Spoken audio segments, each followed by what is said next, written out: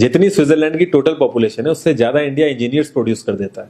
उसके बाद भी रिसर्च एंड इनोवेशन में स्विट्जरलैंड नंबर 1 पे है। इंडिपेंडेंस के बाद से रिपब्लिक ऑफ इंडिया ने 0 नोबेल लॉरियट्स प्रोड्यूस किए इन साइंस।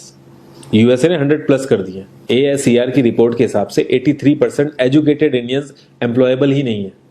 और ये जो सुंदर पिचाई सत्या नदेला की हम बात करते हैं, इन्होंने भी आगे चल के अपनी एजुकेशन बाहर से ही करी है। और ये सारी चीजें जो मैं बोल रहा हूँ ना, इसका रूट कॉज फाइंड आउट करने के लिए हमें थोड़ा सा पीछे जाना पड़ेगा। जब ब्रिटिशर्स हम पे रूल कर रहे थे तो ईस्ट इंडिया कंपनी के सामने 2 मेजर चैलेंजेस थे।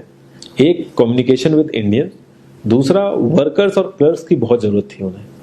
फिर थॉमस बेविंगटन मैकॉय ने हमें इंग्लिश एजुकेशन एक्ट ऑफ 1835 दिया, जिससे उनके दोनों पर्पस पूरे हुए। पहला, उनको बंदे चाहिए थे जो चुपचाप डेस्क पे बैठे अपना काम करें, क्वेश्चंस ना करें और ज्यादा क्रिएटिव ना हो। Second, communication in English. English सबसे ज्यादा बोले जाने वाली लैंग्वेज नहीं है, उसके बाद भी इंग्लिश एक लैंग्वेज की बजाय एक क्लास बन गया इंडिया में। रशिया, चाइना, फ्रांस, ये सब जगह इतना ऑब्सेशन नहीं है इंग्लिश को लेके जितना इंडिया में है। पुअर कम्युनिकेशन बोला जाता है अगर आपकी इंग्लिश अच्छी नहीं है, जबकि इंग्लिश ना आने का मतलब है कि आपको कोई और लैंग्वेज आती है। 5 साल पुराना iOS भी आज की डेट में आउटडेटेड माना जाता है। लेकिन इतनी इंपॉर्टेंट चीज हमारा एजुकेशन सिस्टम आज भी बस थोड़े से चेंजेस के साथ ऐसे ही चल रहा है। हमारे एजुकेशन सिस्टम में रटने का कंपटीशन होता है, जो ज्यादा रट लेता है उसके ज्यादा मार्क्स आते हैं। अब 95% जिसके संस्कृत में आए हैं वो भी संस्कृत नहीं बोल पा रहा है। और बेसिक हिस्ट्री होने की बजाय इतनी मोटी मोटी किताबें हैं हिस्ट्री की जिसका कोई मतलब नहीं है। अगर आज की डेट में आपको कुछ भी पता करना, आप गूगल से पता कर लोगे। उसके लिए आपको याद करने की जरूरत नहीं है इतना कुछ। और ये गवर्नमेंट स्कूल में हर क्लास में इंग्लिश का सब्जेक्ट है। 12-12 साल लगाने के बाद भी लोग इंग्लिश नहीं बोल पा रहे हैं। और बिना किसी बुक को पढ़े एक 5 साल का बच्चा सीख लेता है, क्योंकि उसको वैसा एनवायरमेंट मिल जाता है। A+B का whole square is equal to A² + B² + 2AB।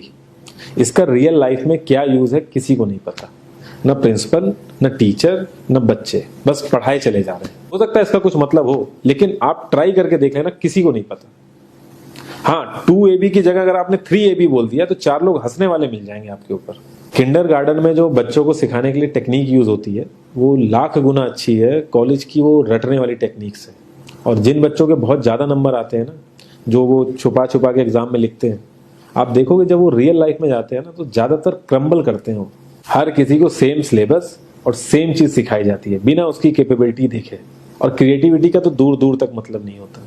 अब एक लाइन से आप शेर, मछली, सांप, हाथी सबको लाइन से खड़ा कर दो और उनसे कहो पेड़ पे चढ़ो, उनको तो जिंदगी भर यही लगेगा ना कि वो तो किसी काबिल ही नहीं है। और द्रोणाचार्य ने भी पांडवों को उनकी स्किल सेट के हिसाब से उनको चीजें सिखाई, सबको एक ही चीज नहीं सिखा दी। और हमारे एजुकेशन सिस्टम में ज्यादा ऑप्शंस भी नहीं है। सबसे ऊपर साइंस, फिर कॉमर्स, और सबसे नीचे जाके कहीं नंबर आता है आर्ट्स का। आर्ट्स लेने वाले को तो लोग इतना हल्के में लेते हैं जैसे वो किसी काम का ही नहीं है। हर माँ बाप को तो इंजीनियर या डॉक्टर ही बनाना है। कॉलेज वाले अगर एक्स्ट्रा कोर्स रख भी देते हैं तो माँ बाप एंट्री नहीं कराएंगे, तो वो सारा पैसा बर्बाद होगा कॉलेज का। तो ऑप्शंस कहाँ से आएंगे? और बचपन से ही आपकी ट्रेनिंग स्टार्ट हो जाती है। माँ बाप, भाई बहन, रिलेटिव सब यही समझाते हैं अगर आपके मार्क्स नहीं आए और जॉब नहीं लगी तो आपकी जिंदगी बेकार। और लाइफ की क्रिएटिविटी को आप रखते हो साइड में, और ये अच्छे मार्क्स और अच्छी जॉब पाना आपका सपना बन जाता है। अब ये सपना पूरा हो जाता है तो बहुत बढ़िया है, दूसरे को जेलस फील कराओगे, नीचा फील कराओगे। और इस छोटी सी उम्र में अगर सपना टूट जाता है तो सेल्फ डाउट में आ जाओगे। इतना बाहर वाले आपको नीचा नहीं समझेंगे जितना आप खुद की नजरों में गिर जाओगे। आप किसी भी 4-5 सक्सेसफुल आदमियों के बारे में सोच के देखिए जिन्हें आप बहुत सक्सेसफुल मानते हो या जिनकी तरह लाइफ आप जीना चाहते हो। मैं ये कह सकता हूं कि वो इस एजुकेशन सिस्टम की वजह से तो सक्सेसफुल नहीं होंगे, चाहे वो जो भी हो। धीरू भाई अंबानी, विराट कोहली, आमिर खान, नरेंद्र मोदी, ये सब हमारे इस करंट एजुकेशन सिस्टम के ट्रैप में नहीं फंसे। इन्होंने खुद सीखा, खुद एजुकेट हुए और खुद आगे बढ़े। किसी कंपनी के सीईओ को अगर ये कहा जाए कि आप अपनी कंपनी के सारे डिपार्टमेंट में इंटरव्यू दीजिए, तो कोई गारंटी नहीं है कि वो सारे डिपार्टमेंट के इंटरव्यू निकाल लेगा।